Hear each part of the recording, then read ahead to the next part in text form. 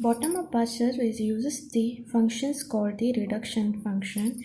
Here what happens, the bottom-up parsing as the process of reducing the string w to the start symbol of the grammar.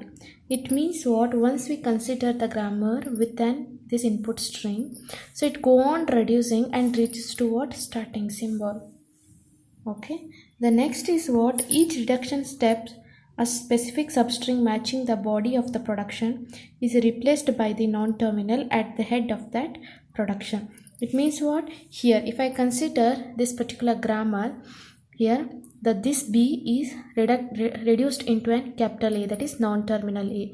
Then this A, B, C is matched with what, capital non-terminal A, and this small d is matched with what, non-terminal B.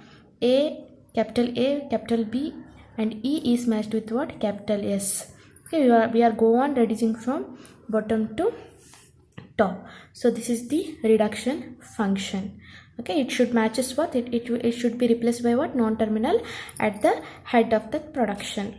Next, one more function is called shift reduce function.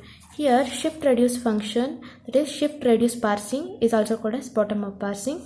If I consider the input string, here initially the stack does not have anything, and this is considering it what, id star id dollar. Okay, so now first what I will do, just I will shift one symbol from input to the stack. So once I shift this, that time what happens, I will consider here shift, which function I am doing, shift function. So that time this will become $id. Okay, the $id, then this will remains with what, id dollar.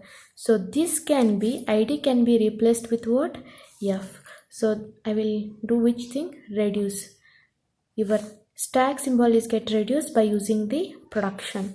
So this will come what, f star id dollar. Then this f can be replaced with what, t. So now what I will do, just I will reduce one more thing. It will become what, f can be, it will become t star id dollar. Now don't reduce to e again here, because some more, if I reach to starting means other input symbol will remains in this particular buffer. So what I will do, just I will shift this star to what, this tag, then it will become $t star. This will remains with id. Again shift what, your id over there. So $t star id dollar. So now this id can be replaced with, what, f. So now what I will write, reduce. So this will become $t star f dollar. Again t star f is replaced with what, t. So again which function I am doing, reduce function. So this t star f can be replaced with what, t again, dollar. Again this t also replaced with what, e. So again which function am I using, reduce function. So this can be, t can be replaced with what, capital E.